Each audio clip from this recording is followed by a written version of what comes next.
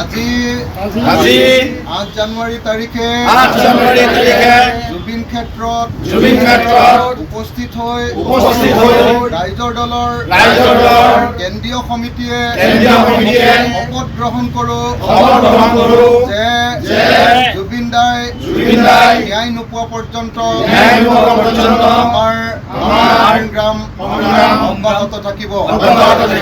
জুবিন দাই যি ধৰণে অসমৰ জনগণৰ প্ৰতি সেৱা আগবঢ়াইছিল, জনগণক ভাল পাইছিল, মানুহক হৃদয়েৰে আঁকোৱালি লৈছিল।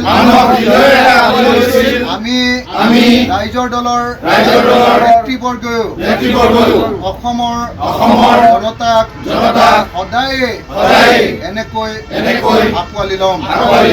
আমি অসমৰ ৰাইজক কোনোদিন বিশ্বাসঘাতকতা নকৰোঁ।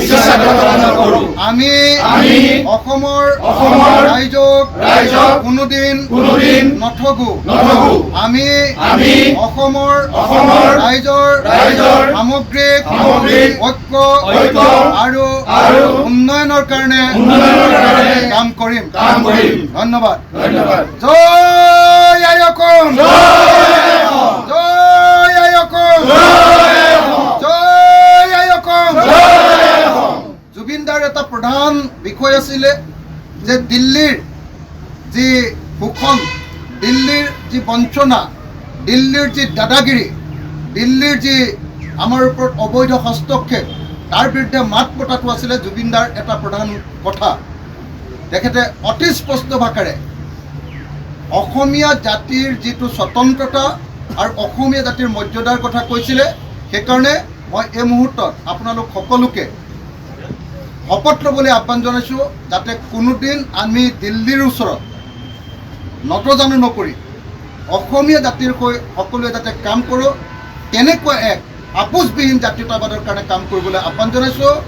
আজি 8 জানুৱাৰী 2025 তাৰিখে জুবিন ক্ষেত্ৰত জুবিন দাৰ ফটোৰ সন্মুখত আমি শপত লৈছোঁ যে আমি ভাৰতৰ ফেডাৰেল ব্যৱস্থাৰ প্ৰকৃত ফেডাৰেলিজিমৰ কাৰণে কাম কৰিম।